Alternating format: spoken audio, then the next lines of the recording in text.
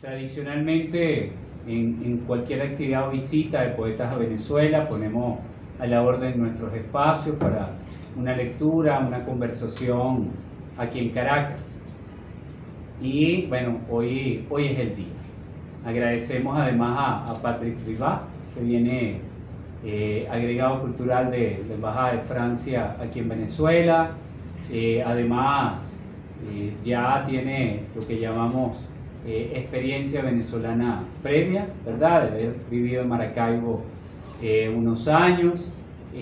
Gracias a todo el personal de la embajada que se encuentra aquí. Ana, un gusto verte ya 3 años después, ¿verdad? Después de la pandemia nos volvemos a ver los rostros y parte de estas actividades pasa también por eso, algo que nos hemos propuesto este año, volver a vernos aquí en la Poeteca, volver a vernos las caras, los rostros, en el marco de retomar lo que mucha gente llama la normalidad, aunque uno todavía no tiene muy claro qué significa eso, ¿no?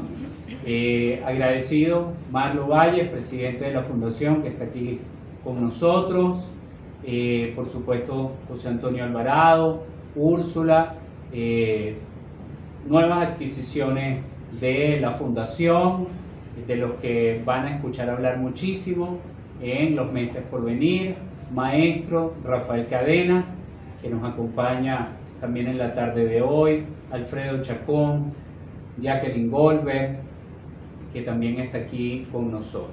Amigos todos, muchísimas gracias por estar acá. La idea de este encuentro es escuchar a Estefan, Gabriela Kisser, también acaba de llegar, escuchar a Estefan, escuchar su poesía y luego establecer una conversación, ¿okay?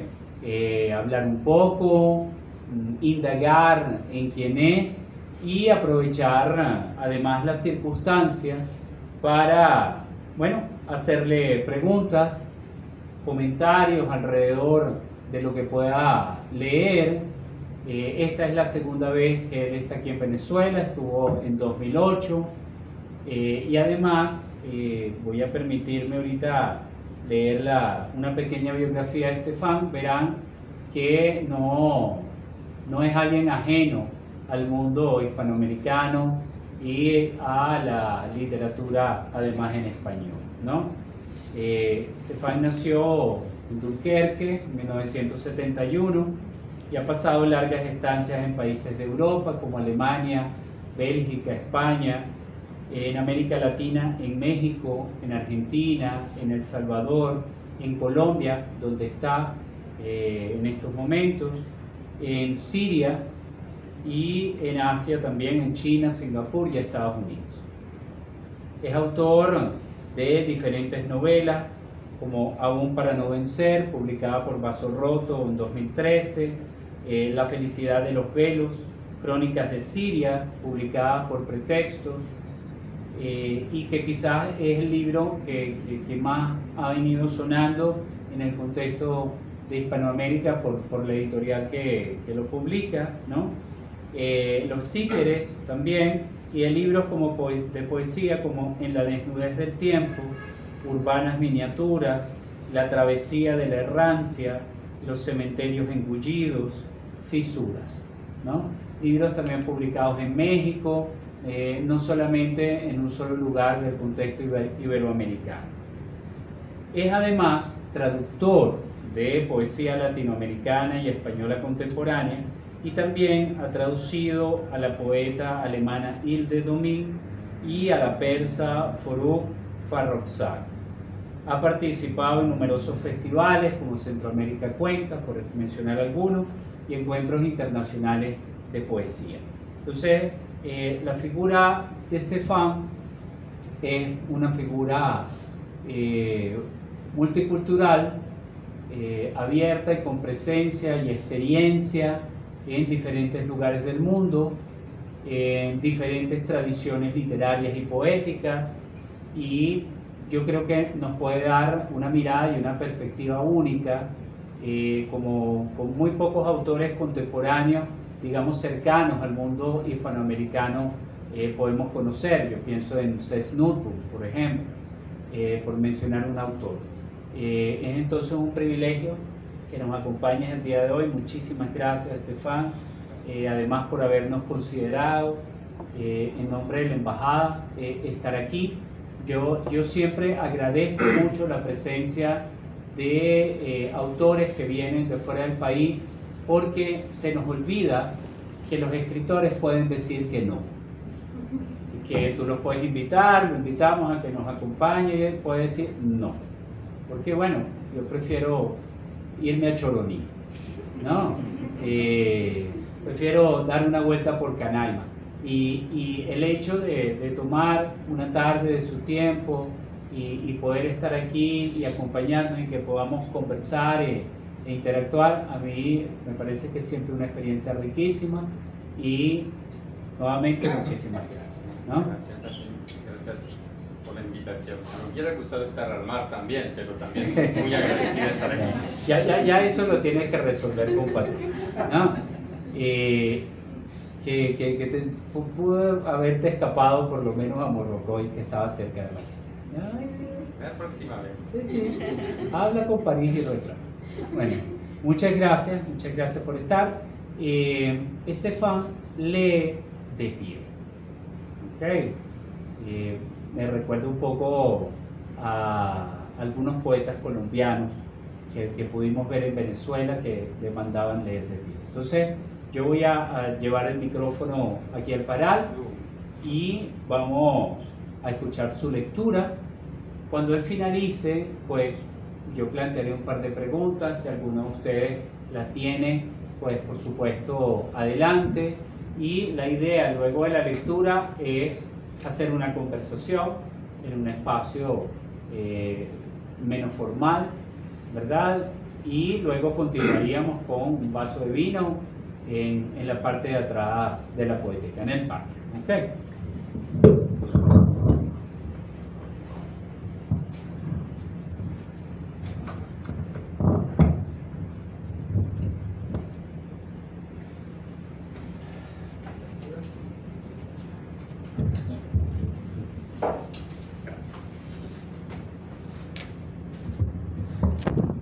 Buenas tardes. Voy a empezar con dos poemas de un trabajo en curso. El primero es el primer poema que escribí directamente en español. Tiene que ver con Colombia. Es un trabajo sobre insomnio con pintoras. Y en este caso es una pintora que tal vez conocen, se llama Deborah Arango, una pintora colombiana del siglo XX, que es la primera mujer en pintar una mujer desnuda. Fue muy rechazado por la sociedad, por la iglesia, tuvo mucho problema. Su pintura lleva una crítica social y política muy fuerte, muy interesante. Y entonces, pensando en su obra, y todo este trabajo es como la obra del pintor, es como una pretexta para mí de confrontar con otras inquietudes, preocupaciones. Aquí hablo de Colombia, pero creo que podríamos cambiar el nombre del país por muchos otros. Tiene un epígrafe de Paul Celan que dice que la muerte es un maestro de Alemania.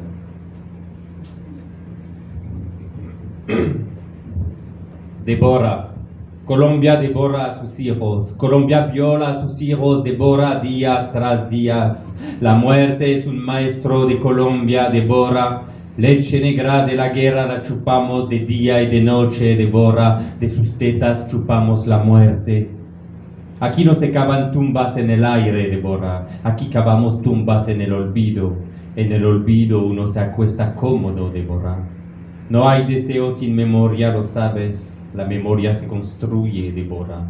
Una mujer pinta la Colombia enferma, la Colombia que se equivocó de guerra. Una mujer sin hogar pinta aislada en su casa. En las ventanas de tu casa hay serpientes espiando. En la puerta de tu casa hay chacales escupiendo. En el techo de tu casa hay carroñeros mordeando. Tienen el poder, pero tú la potencia, devora. El vientre del poder está hinchado, devorar sangre y carne fresca, de huesos y ceniza. y viste sus manos blancas, Débora, sus uñas tan limpias. Una mujer pinta en su casa y su pintura es una comezón, la comezón de Colombia, su pintura cruda le pica el absceso. Eso es la justicia, Débora, una mujer que hienas manosean. Eso es la república, Débora, una mujer que buitres despedazan. Eso es la tierra, Débora, una mujer que puercos descuartizan. Eso es la moral, Débora, una mujer que la triple moral crucifica. Eso es el amor, Débora, una mujer embarazada por la violencia. Eso es la paz, Débora, una mujer a la que vampiros sacan a bailar. Todo eso sobre la bandera, Débora, todo la mascarada bailando. La muerte es un maestro de Colombia, Débora. Leche negra de la coca la chupamos de día y de noche, Débora. De sus tetas chupamos la muerte. Una mujer pinta y obvio, Débora, no te querían. Fingen hoy que te quieren, Débora. Hasta pegaron tu cara en billetes de 2,000 pesos para que olvidemos tu pintura. Para ellos vales 2,000 pesos, Débora. Olvidaron que es el billete de la arepa. No te conocen, Débora. Colombia quiere un papá, Débora. Colombia está perdida sin su papá. Colombia la cagó y quiere un papá que le limpie el culo. Quiere un papá protector, un papá castigador. Quiere que papá le dé un buen correazo de vez en cuando. Sabe que se lo merece cuando es desobediente, histérica, desafiante, burlona. Cuando se salta las normas, cuando reclama, se obstina. Y si hay necesidad, que papá le dé por el culo también. Y Colombia calladita, Colombia fuerte. Colombia no llora. Colombia marica no es. Aprieta los dientes y dándole, papá, pero marica, no, eso es educación. Quiere un papá que asuma su responsabilidad. Un papá mediático, un papá patrón, un papá cacique, un papá manda a callar, un papá que tiene sus duques y barones, un papá que se va a jugar con sus pequeños soldados, un papá que acaricia a sus perras, papá se acuesta en la bandera, Débora, papá fornica con la muerte. No quisiste chupársela a papá, Débora, y lo pagaste caro. No das un buen ejemplo, Débora, no das una buena imagen. En tu mundo todo es falso, dicen, por eso te castigan, por eso te dan tan duro. No te vayas a quejar, te lo mereces, lo sabes. Pinta, pinta, pinta la vida desnuda, la vida rascada, la locura cruda, la enfermedad de Colombia. Pinta el deseo, pinta la memoria, Débora. No hay deseo sin memoria. Sin memoria tampoco hay futuro, tampoco hay futuro sin deseo. Mientras cavan tumbas en el olvido uno se acuesta cómodo, Débora.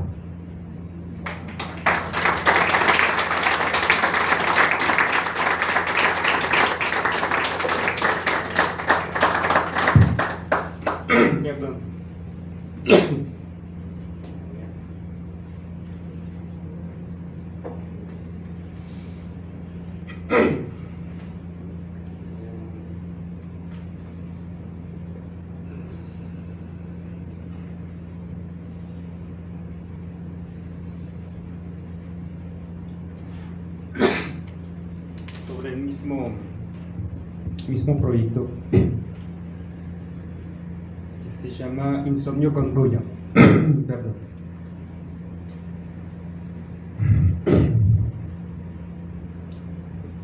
Siempre hay una buena razón para no poder dormir, Goya. La guerra, las atrocidades cotidianas, la estupidez que circunda, la locura que ronda, las pesadillas al acecho, Goya, la sed de entender, Goya, entender lo oscuro en el hombre, ese viejo sabor a sangre que vuelve a subirle a la boca, la sed del mal, esa garganta siempre seca, ese empeño enigmático por destruir, Goya. Lo oscuro es preciso mirarlo, Goya, ahí donde se encalla en el pensamiento, ahí donde la lengua se encalla, Goya, ver el vuelco de ese límite, Goya, esa zona de lo borroso, de lo borrado, ese difuso penumbroso, Goya, ese umbral de lo opaco, en el límite de lo inabarcable, de lo inexpresable, de un ignoto nefasto, ahí donde no hay palabras, Goya, no hay silencio tampoco. Penetra ninguna música, Goya, ninguna música sirve de mano tendida, ahí donde zumba lo sordo de la razón, Goya. El mundo es sordo, Goya, el mundo es una pesadilla de lo sordo. Nos empantanamos en la pesadilla, Goya. De la pesadilla nos salimos, Goya. Ahí estamos hasta las rodillas, Goya. Hasta dentro del cráneo, Goya. Esa muchedumbre que surge del fondo, más fondo del miedo y de lo peor. No es hacia la luz que ella va. No es la luz que ella busca. Ni la oración, ¿qué oración, Goya? Sin palabras y sin silencio, zumbando zombies de las ilusiones.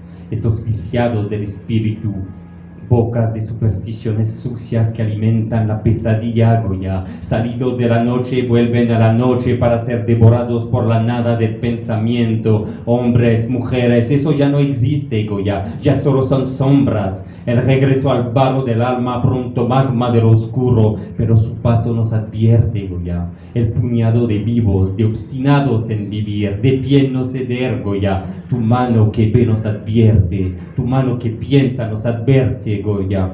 En lo oscuro bajas, en lo oscuro te deslizas, en lo oscuro el espíritu se rasguña, en lo oscuro eso zumba, Goya, pero en lo oscuro no te derrumbas, Goya, casi pero no, Goya. Nos hablas de no derrumbarnos, de no ceder, cuando has visto el hueco, Goya, el hueco que absorbe, puedes dejarte caer, dejarte absorber por todas las viejas ilusiones, ahogarte ahí o mirar hacia otro lado, Goya, mirar hacia otro lado, porque tú viste, Goya, viste el hueco, y solo cuando uno ha visto el hueco puede mirar hacia otro lado, Goya, los ojos guardando esa lucidez de agua negra, ese dolor. Entonces puedes mirar y agarrarte a la cabeza de un perro, al rostro de una mujer, a los ojos de un niño, Goya, incluso si el mundo se empecinara en mancharlos, ojos nuevos de niños a los que agarrarse, Goya, a los dientes de leche de su sonrisa, Goya.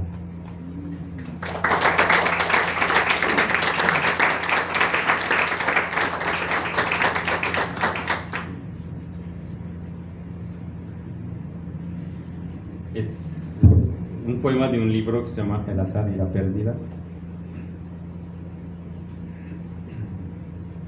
Emprendiste el camino. Tu familia ignora si estás muerto o vivo. Quizá prefieren creer en tu abandono, que te escondes en la vergüenza y el silencio. Nadie aquí sabe quién eres, de dónde vienes.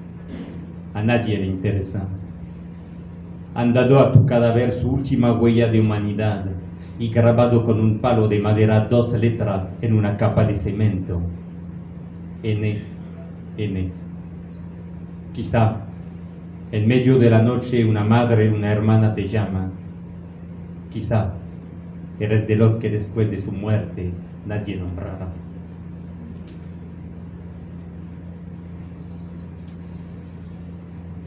Voy a leer uno en francés si quieren. Sí. Estos son escritos en francés, ¿no? Pero... La splendeur de ces dieux se devine dans la forme taillée de mains humaines, leur visage empouillé de pierre. Car le temps aussi passe pour les dieux comme il passera sur nos idoles contemporaines, sur les prophètes assoiffés de sang. La seule trace qui persiste à notre instinct de mort est notre désir blessé de beauté.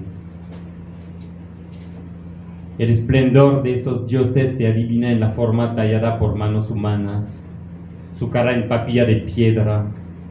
El tiempo también pasa para los dioses, como pasará sobre nuestros ídolos contemporáneos, sobre las profetas ávidos de sangre.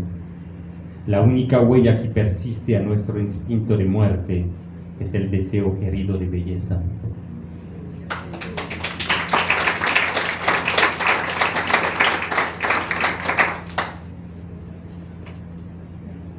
Le ciel indifférent à ce qui s'agite sous lui, à nos jours qui s'égrènent et se diluent, nos vies obsolètes si vite, comme le monde qu'on se fabrique, les objets qu'on invente et qui encombrent nos petites misères, nos vaines grandeurs, nos garanties contre le manque, la sauvegarde des mémoires, l'empreinte des mots, ce qu'on croit gagner sur le temps, ce qu'on croit guéri de l'abandon, ce qu'on pense infaillible, un caprice de vent, du feu, et tout ce qui faisait du prix pour nous sera balayé, et même notre néant.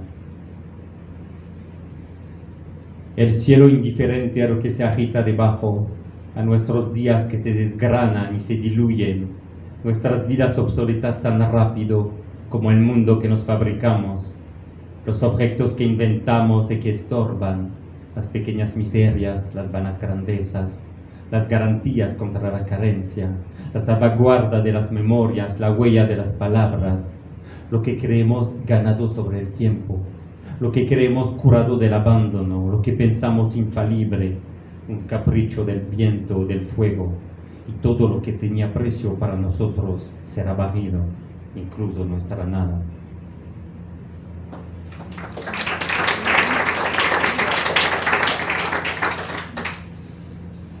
Pescadores descubrieron los restos de un barco árabe desaparecido en el mar de Java a su regreso de China. Raro pensar que esa pérdida, que fue un desastre, sea para nosotros una suerte. La belleza de esas piezas del Imperio Tang, que un incendio o los estragos de la guerra, una catástrofe natural o la lenta ruina del tiempo hubieran hundido para siempre. Para que hoy las veamos, tuvo que naufragar este barco. Y si alguien se sumergiera por azar en nuestra vida, ¿con qué regresaría del naufragio que nos espera?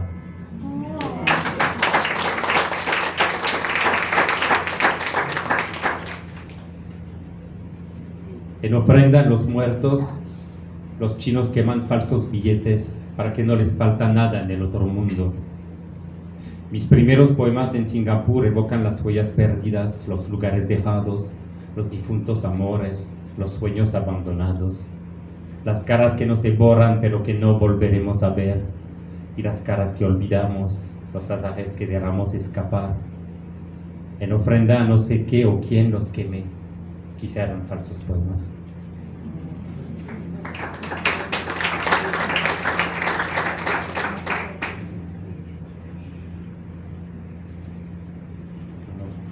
Cuando están cansados, me dicen.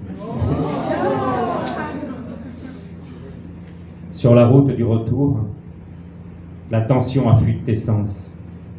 Tu cherches les bifurcations où te perdre, où puisse encore éclore un moment de splendeur. Sur la route du retour, il pleut des oiseaux morts. Sobre el camino de regreso, la tensión afila tus sentidos. Buscas las bifurcaciones donde perderte, donde aún pueda surgir un momento de esplendor. Sobre el camino de regreso, llueve pájaros muertos.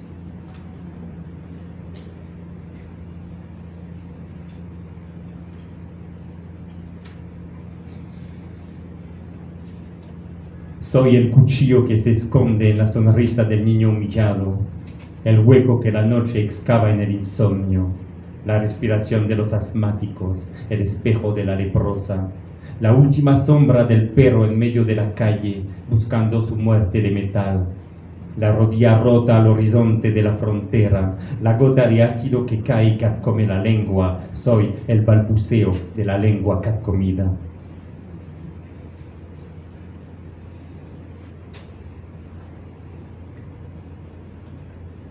Recorro los cementerios engullidos y remo solo sobre esta agua muerta, entre flores descompuestas donde la noche reverbera su aceite, entre los grandes abedules que desdeñan la vanidad, entre amnesia flotante y espumas eclipsando las piedras, entre el alma enmohecido de lugares de piedra y abuso, entre el hedor de alegrías difuntas que disfrazaban sus días, entre las joyas de la infamia arrancados de cuerpos sin nombre, entre el hueso prostituido e imágenes del reino que se desmigan, recorro los cementerios encuchidos y busco los ojos de una mujer.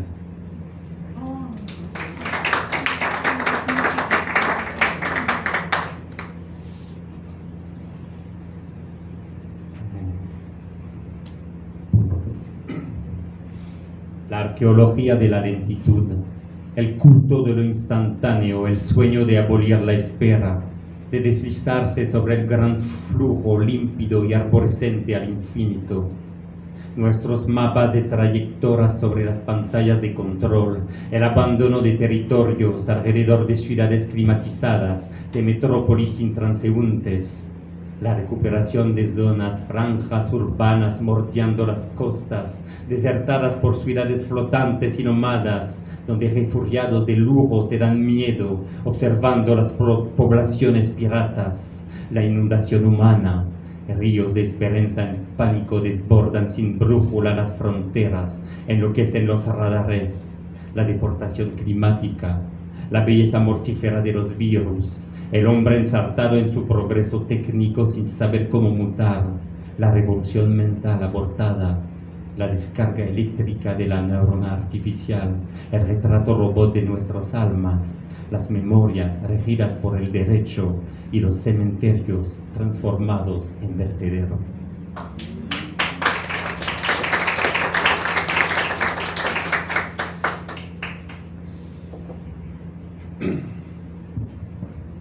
Cargamento de niños a quienes se viola el espíritu. Carcereros aullan su miedo a la vida en bocas de una muchedumbre electrizada. Kamikazes a quienes se les llena el cráneo de explosivos. Almas mendicantes que gimen como goznes oxidados, como perros que apedrean en invierno. Y aquellos que muestran sus excrementos como golosinas, pero cuando el alma tiene hambre de todo come.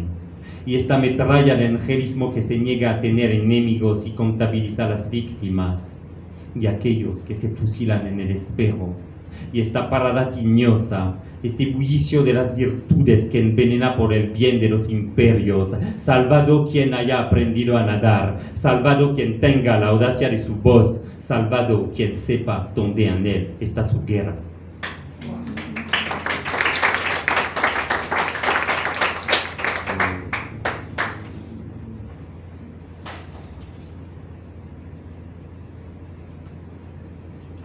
Unos dos para... La muerte sube la columna vertebral de los días. Nuestra piel y amurallas de ternura. Besamos las uñas que las asaltan. La muerte despelleja el cielo. Rechazamos tragar su grito. Nuestra frente desconfía del terciopelo que disfrazas el alba. La angustia se carcome sola en su viejo rincón. La muerte no tiene gusto, tu cuerpo sí.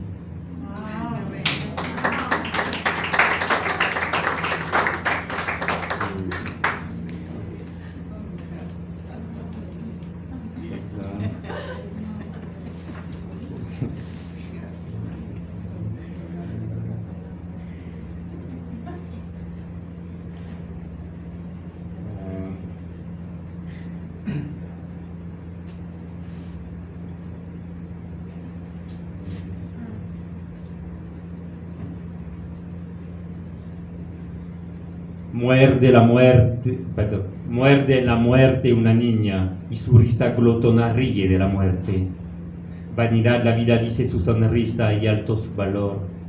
Dice una niña, más fácil es sin duda morir que vivir, pero no se lo diré cuando llegue el momento. Muerde en la muerte una niña y canta su elogio de la vida, más difícil que nuestras letanías de Apocalipsis. Ella dice, detrás del miedo de la muerte se esconde un miedo por la vida. Una niña que muerde en la muerte dice, tu muerte no será más que el espejo de tu vida. En la muerte no hay más espejo.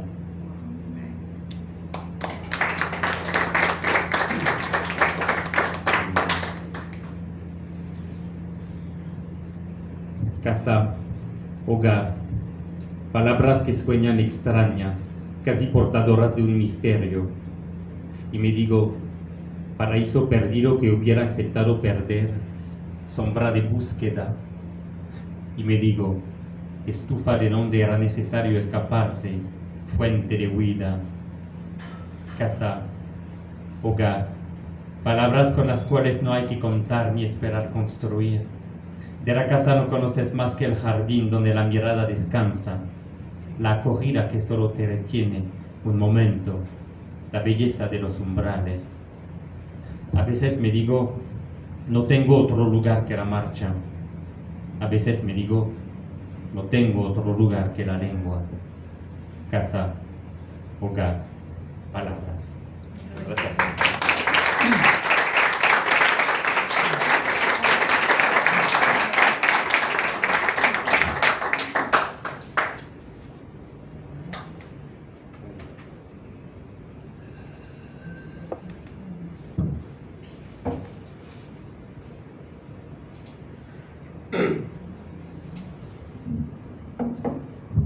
Bien, yo voy a hacer como un breve comentario, voy a hacer un par de preguntas a Estefan y después quien quiera del público también hacer lo mismo, pues magnífico. No solamente hay una presencia de la muerte, ¿no? De Eros y de una condición nómada en los poemas que has podido leer, ¿no? Sino que hay una fuerza y un elemento de énfasis a la hora de tu lectura, ¿no? Yo quería pues comenzar con una pregunta muy básica, pero ¿por qué Todesfjord de Celan, ¿no? ¿Por qué ese rehacer el poema a partir, digamos, de una circunstancia en particular, que además tú dijiste que puede ser cualquier otro país, cualquier otra situación que está ahí presente? O sea, ¿qué hubo en Celan, en ese poema de Celan, que te llevó a esa escritura, ¿no? Pues, yo no sé, creo que pues es un poema famoso, ¿no? De Paul Celan, sobre la fuga de la muerte, no sé cómo está, que escribió a raíz de la exterminación de los judíos, ¿sí? En la Segunda Guerra Mundial. Sus padres murieron, ¿sí? Exterminados. Entonces hay una presencia, es un poema fabuloso, es más un homenaje, obviamente, porque es un poema insuperable de Paul Celan, donde realmente habla de esa manera de destrucción total de la alteridad del otro a través de pues, los nazis, ¿no? Y viviendo en Colombia, digamos que nada más hice una forma de, no es de paralelo tanto ni una comparación, pero yo veía que había tantos desaparecidos, tantos asesinos cotidianamente, que la muerte era muy presente en ese país. O sea, pensé en este poema, nomás pensé en este poema, y sobre todo la cuestión de la memoria y del olvido, ¿no? Pues es un gran tema y se trabaja en Colombia, pero hay toda esa voluntad de ocultar, ¿sí? El pasado, o qué buscamos cuando buscamos memoria, quién busca la memoria, quién escribe esa memoria. Tuvimos en Francia una cosa similar con la guerra de Argelia, donde pues mi novela trata de eso, de las memorias de esas guerras, y muchas memorias fueron apagadas, olvidadas, borradas, ¿sí? Incluso el Estado mismo ha querido apartar esa historia, no había guerra, como en Colombia te dicen no hay guerra, no hay presos políticos, como aquí tal vez. Hay lugares así como que no, pero no es porque tú ocultas un pasado oscuro, sucio, que él desaparezca, al contrario, se pudre desde adentro. Y fue el caso con Francia. Tuvieron generación después, otra vez, hablar el tema, se hubo un trabajo de historiadores, obviamente, pero de memoria, es una memoria que sigue conflictiva. Entonces yo creo que hay algo conflictivo en la memoria, que está en Colombia, pero obviamente he querido tratar eso a través de la poesía y la figura emblemática para mí de Deborah Arrand. Muy bien. Has vivido en muchos países, Estefan, por circunstancias profesionales, un afán de recorrer el mundo, y además te has implicado en ello, o sea, has hecho traducción, has bebido de otras tradiciones literarias y poéticas. ¿Por qué? ¿Solo curiosidad o hay algo en esos lugares que te haya tocado y te haya marcado de una manera importante, como el caso de Colombia, ¿no? No, pues si tuviera una respuesta me ayudaría mucho. Yo empecé como a salir por una incomodidad, por todo, una incomodidad, un deseo de descubrir, unas ganas de enfrentarme, de frotarme con la piel del mundo, de entender otras culturas, pero también había algo que no era tan consciente, ¿no? Nunca fue por razón profesional, es que me fui, era como una forma de que yo llamo errancia, ¿no? Más que viajar, me iba a un lugar, me quedaba, cuando me aburría me iba, o había un impulso que te llevaba, que te animaba a ir, que no es muy bien consciente, ¿no? Tú sentías que ya este lugar te había dado lo que pensaba que te podía dar, o había también una búsqueda del lugar, o sea, ¿dónde está el lugar para uno? Es una cuestión que me perturbó, que me cuestionó mucho tiempo. Entonces había eso, y tú puedes sumar otras razones, ¿no? No sé, puede que se te enamoras y te vas, o se puede que en el caso de Siria era una curiosidad, ¿no? Siempre en Francia se hablaba del conflicto de Medio Oriente a través del conflicto entre Israel y Palestina, ¿no? Y yo tenía la curiosidad pues hay otros países también aquí, cómo viven esta gente, nunca hablamos de lo que piensan, llegan muy pocos escritores o traducciones, pues sabemos pocas cosas, entonces había la voluntad o el deseo de ir y de ver. Y una vez allá me pongo un poco como una esponja, trato de dejar mis prejuicios de lado, sin renunciar a lo que uno es, pero empiezas a encontrar gente, empiezas a vivir cosas, y entonces ya se desarrolla de esta manera. Después la escritura nace, en este caso de Siria, era casi para entender lo que estaba viviendo, había una necesidad de escribir, porque estaba realmente confrontado a otro mundo, ¿no? Que te puede chocar, y la escritura te ayuda a entender, ¿no? Misma lo que estás viviendo. Entonces no había reglas, digamos, en este movimiento, puede ser varios factores. Yo no tengo realmente explicaciones. Lo que recuerdo, una anécdota, que cuando estaba chiquito, que tenía como, pues dice mi mamá, porque no lo recuerdo, pero cuando tenía como unos 4 años, que realmente me regañaba, yo le decía, bueno, si es así, yo tomo mi maleta y me largo.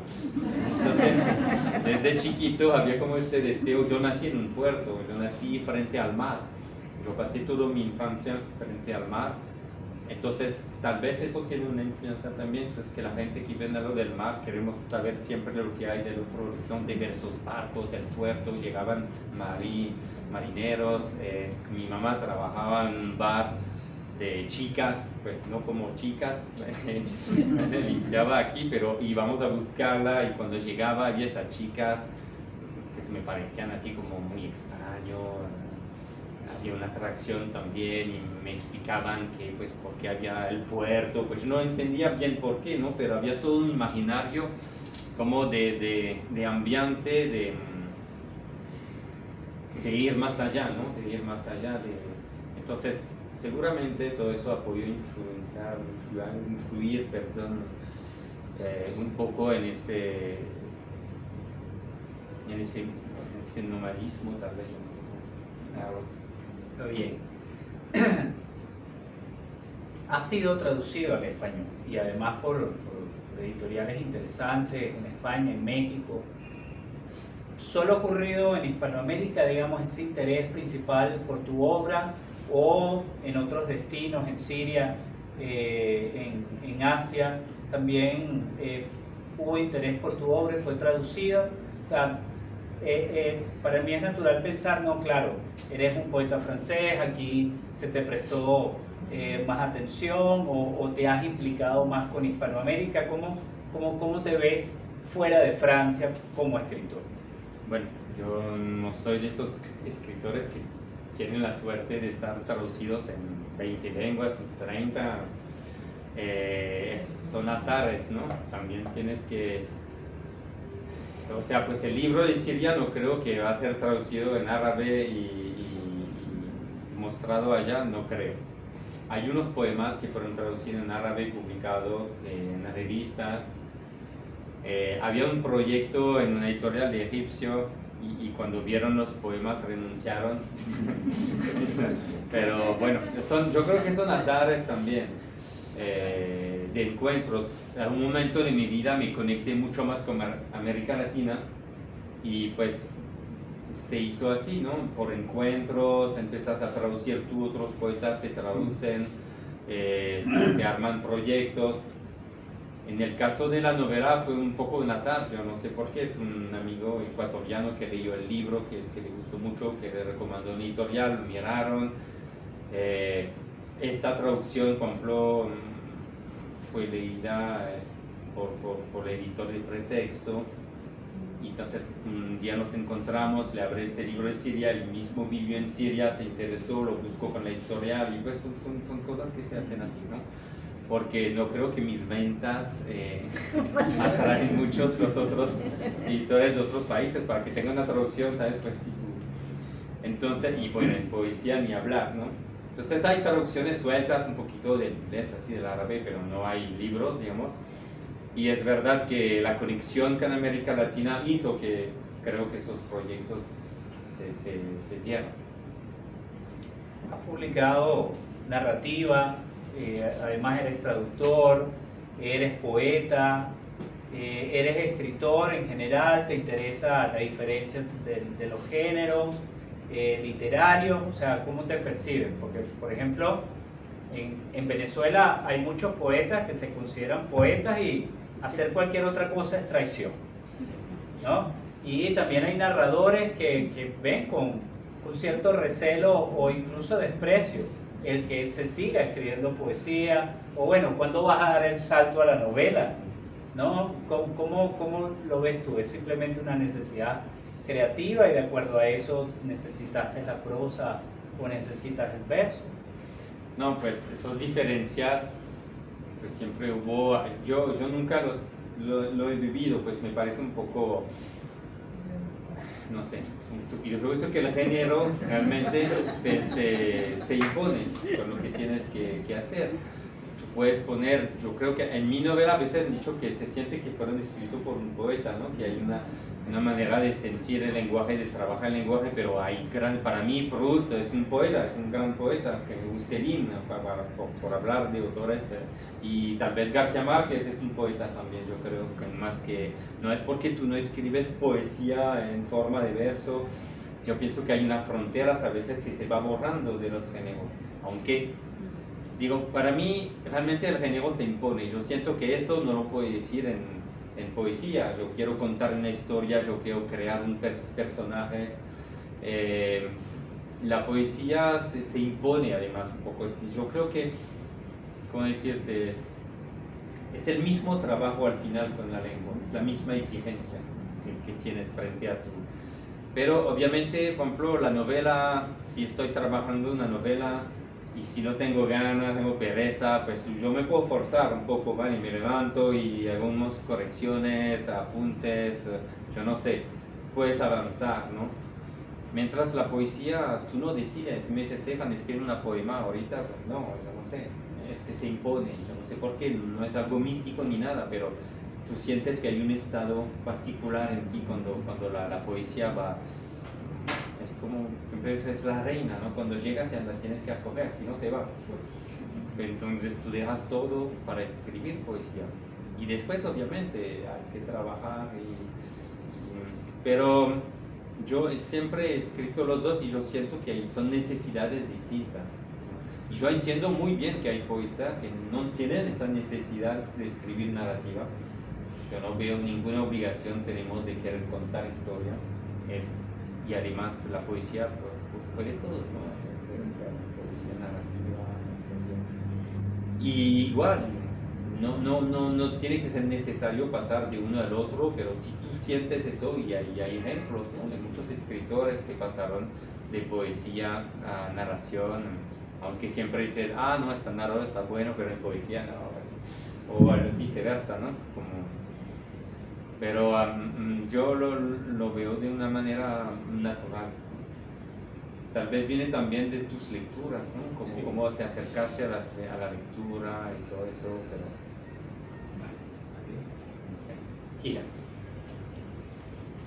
Estefan, yo te quería preguntar, porque cuando leíste estos poemas en francés y en castellano, quería justamente preguntarte si tú mismo habías traducido los poemas al español del francés, o si lo habías hecho con tus propios poemas. O sea, no quería saber si lo habías hecho y si al hacerlo si habías encontrado algún conflicto en cuanto a las correspondencias, pues, en la traducción, y si eso, y cómo habías quizás superado esos obstáculos.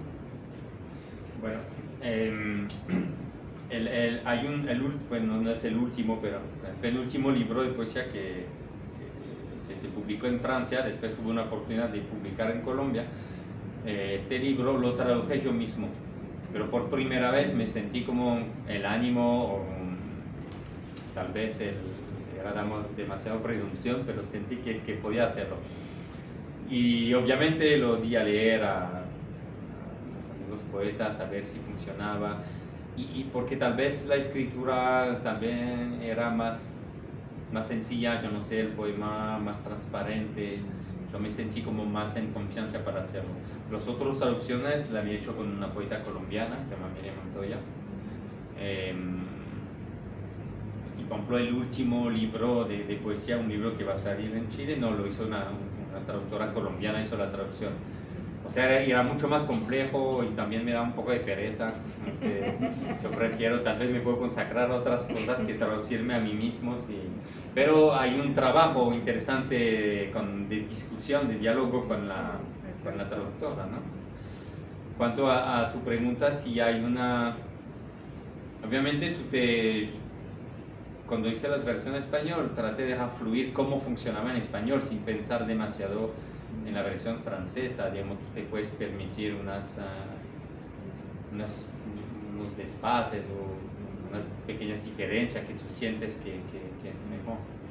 En el caso del poema de Deborah Arango, pues por primera vez sí lo había escrito en español primero, entonces hice una versión francesa y me hacía rara, ¿no? Me hacía raro hacer este poema en francés, me parece que sonaba mucho mejor en español. En general es el contrario, me parece, es mi lengua, ¿no? Pero sí, ahí está, es el mismo que traducir otros.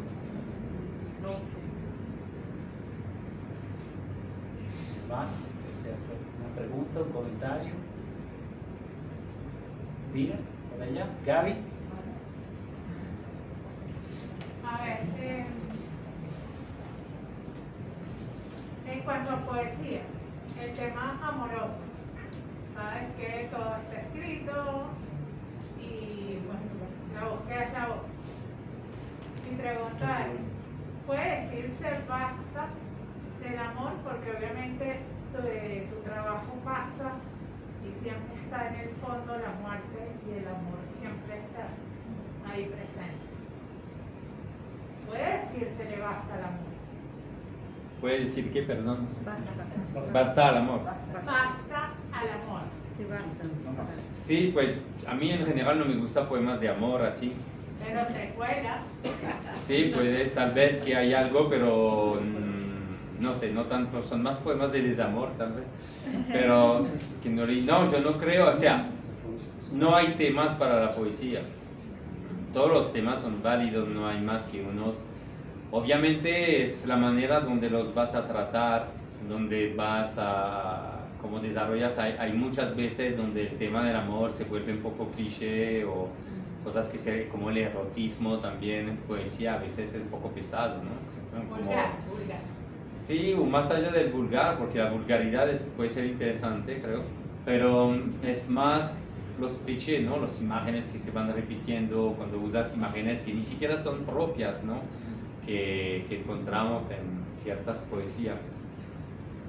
Siempre digo, no, que no me gustan tanto los poemas de amor, ¿no? Que hay algo de amor tal vez, que lo viste, no sé, Siempre está ahí. pero no creo que el amor como tema directamente es lo que trato, pero obviamente que es una línea también que puede ser aquí y que es un tema fuerte que hubo en la tradición de la poesía, pero justamente el difícil es cómo vas a tratar de manera nueva, ¿sí? Yo siempre digo, por ejemplo, poner sangre nueva en el lenguaje, en las palabras, para que no parezcan algo repetido o algo que repites sin darte cuenta. Entonces eso es, yo creo que es uno de los retos de escribir poesía, ¿no? De tratar de encontrar tu propia singularidad, forma de autenticidad también.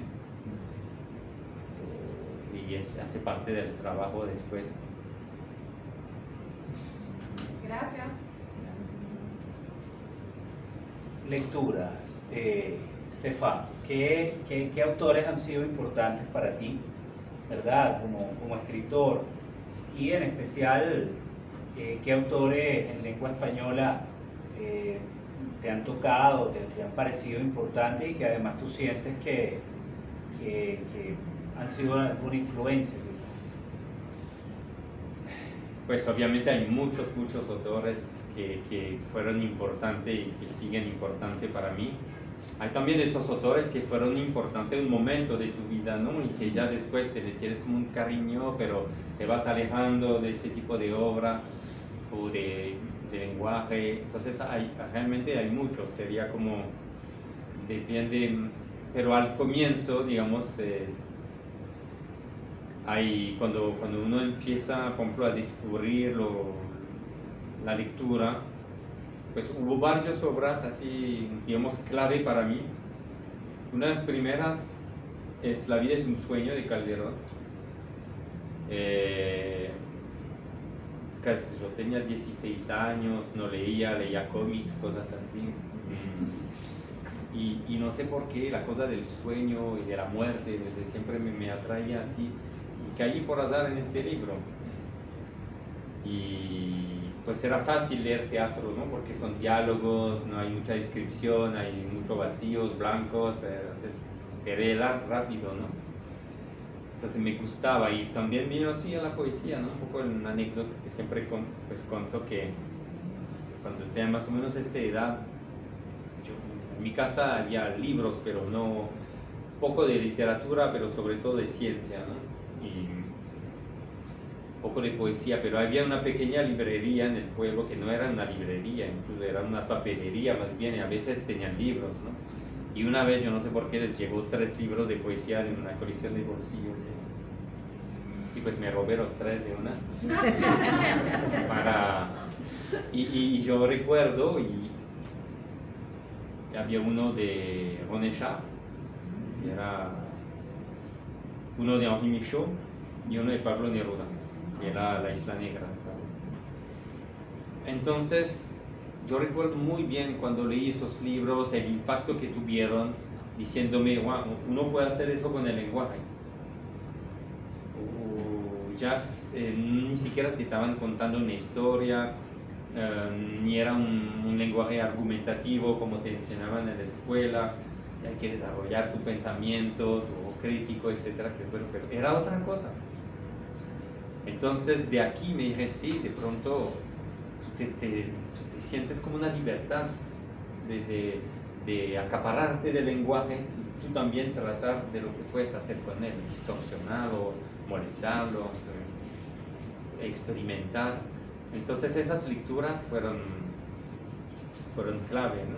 para entender otra dimensión que había en el lenguaje, gracias a la poesía.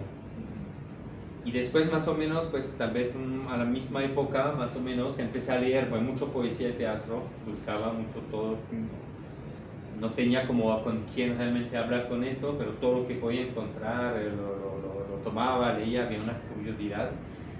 Empecé a leer cuentos, también porque el cuento era corto, también tenía esa pereza con la novela, cuando veía 400 páginas me decían no.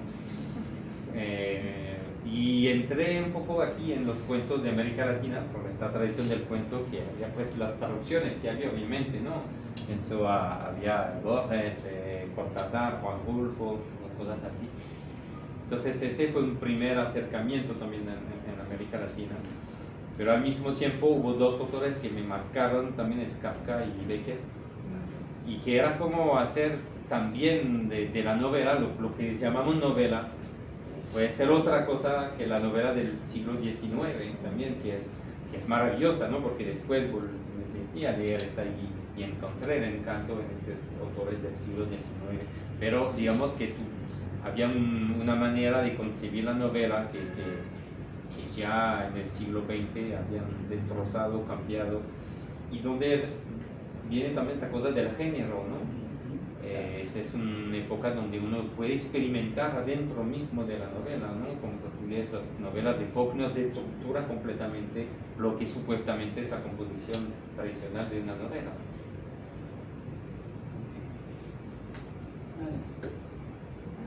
Ajá, Cristina. ¿Qué diferencias encuentras, si las hay, tanto en tema, en la voz o de pronto en la misma experiencia, al escribir en francés, poesía en francés o en español?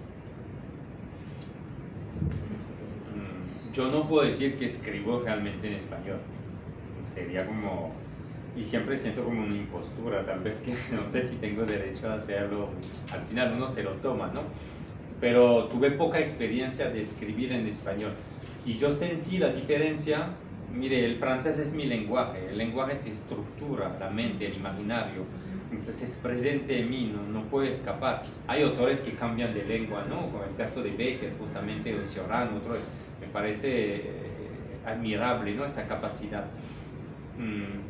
Yo no sé si haré el paso así un día, no creo. Pero en el caso, por ejemplo, del poema de Borja Arango, era tan íntimo frente a la situación de Colombia o a la situación que está viviendo, que sentí, me venía de manera natural en español. Empecé a ver esas imágenes en español. Entonces, por eso lo hice. Tal vez, también acabé un relato que ocurre en las cárceles, con las mujeres en la cárcel en Colombia, ¿no? Digamos un poco el tema así. Entonces lo empecé en español también. Después lo dejaba, me ponía a hacerlo en francés y no, había como, por el lenguaje coloquial, porque había hecho toda una investigación, me volvía en español, me parecía más fácil ponerlo en español porque todas esas entrevistas que había hecho eran en español. Pero al final decidí, porque era un poco esquizófreno, ¿no? El francés, el español, que bueno. Entonces me dije, bueno, voy a hacer los dos y ya. Entonces me puse a hacer una versión en español y cuando me vi en francés, parte dejando, iba haciendo las dos versiones así. ¿Y qué sentiste cuando leíste a García Márquez, Realismo Mágico? ¿Qué sentiste? La verdad que sentí cuando lo leí hace años, muchos años, yo creo que uno es cuando tú lees 100 años de soledad, es un impacto fuerte, ¿no? Tú entras en otro mundo, un mundo poético, delirante, tú realmente te metes en un imaginario que para nosotros además parece otro mundo, ¿no? Entonces había esa fascinación, ¿no? Cuando tú... Pero digamos la misma fascinación de manera distinta cuando tú lees a Kawabata, por ejemplo, en japonés, y que entras en un territorio, en un espacio, en un ambiente que es completamente distinto del tuyo, entonces es fascinante, ¿no? Rafael. Tengo curiosidad por saber dónde aprendió español, porque me parece que lo habla mejor que yo.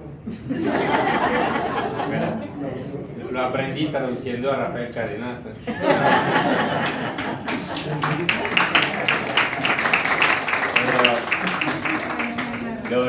Mire, fue raro porque no estudié el español realmente en la escuela, pero encontré unos latinos en París, me enamoré de una colombiana en París, entonces ya como tiene una motivación para aprender. Y entonces empecé a traducir para jugar también, y después me fui a vivir en América Latina. El primer país donde fue es México, y es donde yo creo que aprendí más, porque ya tú llegas, tienes que defenderte, encontrar, entonces tú te metes, ¿no? No hay otra opción. Pero también después iba mucho a Colombia, fue a vivir en Argentina, entonces hay una mezcla, así yo creo que se nota el acento francés, ¿no? Eso es inevitable. Y yo no sé, a veces la gente se me pregunta, pero ¿de dónde sale tu español? ¿No? A veces me sale el paisa, ¿no? El español paisa, porque siempre andé con paisas y viví más tiempo allá, y ahora estoy radicado en Colombia. Yo creo que hay un mimetismo, ¿no? De donde estás. Cuando estaba en México, obviamente usaba mucho más expresiones mexicanas, tal vez tenía el acento. Bueno, el argentino no lo pegué, por suerte, pero hay expresiones, ¿no?, que vas utilizando porque estás viviendo en el lugar. Entonces, así.